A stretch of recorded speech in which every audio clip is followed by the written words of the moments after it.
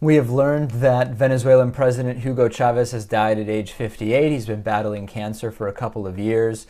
I feel like I have a little bit of a different perspective on this than maybe a lot of people because I am from Argentina. Most of my extended family is still in Argentina. And Hugo Chavez and other South American leaders are often topics of discussion. And it's kind of interesting because the perspective on Chavez is often very different in Argentina, in the sense that while there are many people who do think who see him much the way that most Americans do, which is as a guy who, while you may believe that he kind of says what he wants and isn't afraid to say whatever he wants, that there's some significant problems in his country and that he has not been a force overall for good.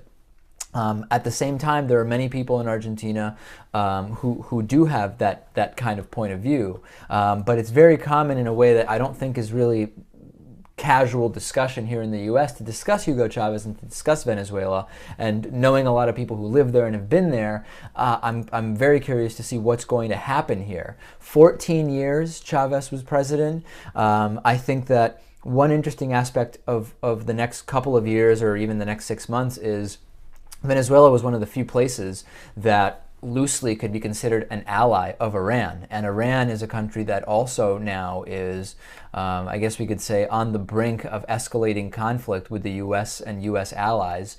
And there was some plausible feeling that they had an ally in Venezuela now. It's not clear whether that will continue.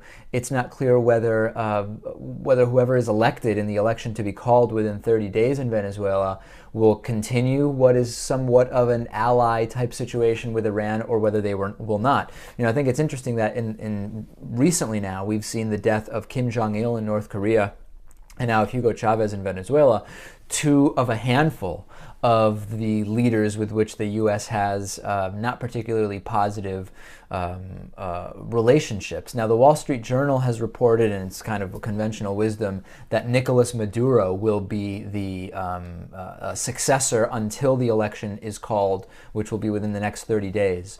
And I think that one thing I do want to touch on is, for a lot of people don't know specifically, well, what are the problems with what's been going on with Hugo Chavez in Venezuela for 14 years?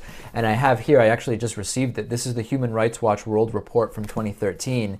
And I've bookmarked where it talks about Venezuela. And if we look at each section, I think that this really tells us a lot of what the problems are.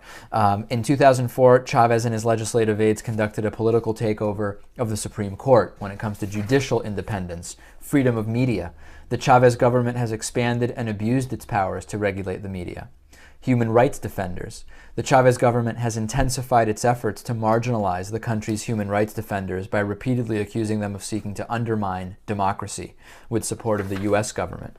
Police abuses. Violent crime is rampant in Venezuela, and extrajudicial killings by security agents are a grave problem. Each of these is a section. I'm just reading the first paragraph, the first sentence, which kind of sums up. Prison conditions. Venezuelan prisons are among the most violent in Latin America.